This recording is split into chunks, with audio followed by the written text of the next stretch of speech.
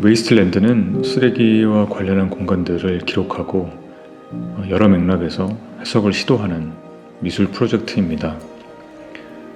최근까지 인천 서구의 수도권 매립지와 그 인근 지역들을 다니면서 촬영을 했고요. 앞으로 매립지뿐만 아니라 버려진 쓰레기산과 같이 방치된 쓰레기 더미 같은 것들을 찾아서 촬영할 계획이고, 또 쓰레기를 소각하는 과정도 담아볼 예정입니다.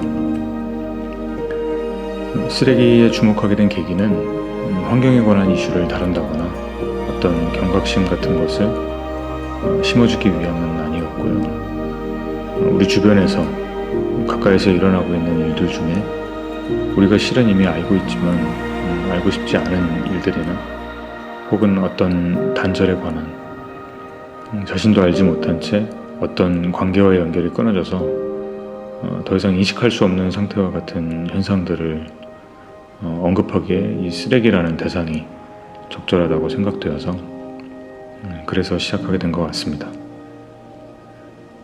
예전에 제가 인도를 여행할 때 쓰레기를 청소하는 한 소년과 새벽에 마주친 적이 있었거든요. 그 소년은 쓰레기를 맨손으로, 그 음식물 쓰레기도 마찬가지로 맨손으로 주워 담더니 네 발로 기어서 그 순식간에 사라져 버렸습니다.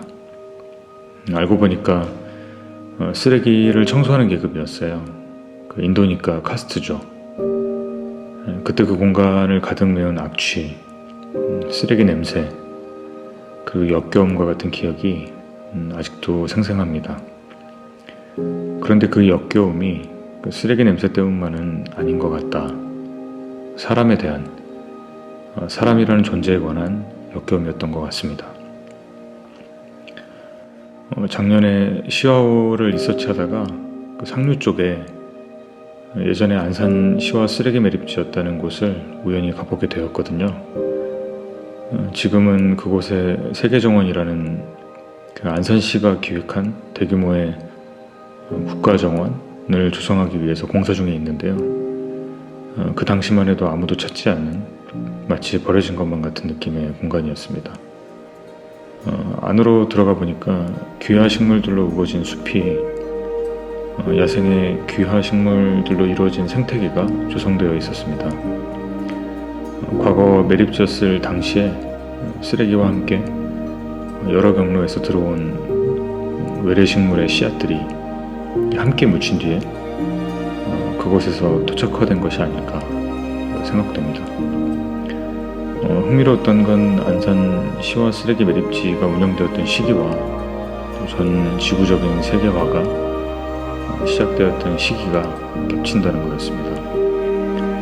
외래종인 귀화식물의 씨앗들이 이곳에 들어와서 이렇게 숲을 이룬 것이 단지 우연은 아니겠다. 세계화와 무관하지 않겠다. 저는 이 광경이야말로 진정한 의미의 세계정원이 아닐까. 지금 그곳에 조성되고 있는, 그들이 세계정원이라고 부르고 있는 그 공원이 아니라 라는 생각을 했습니다.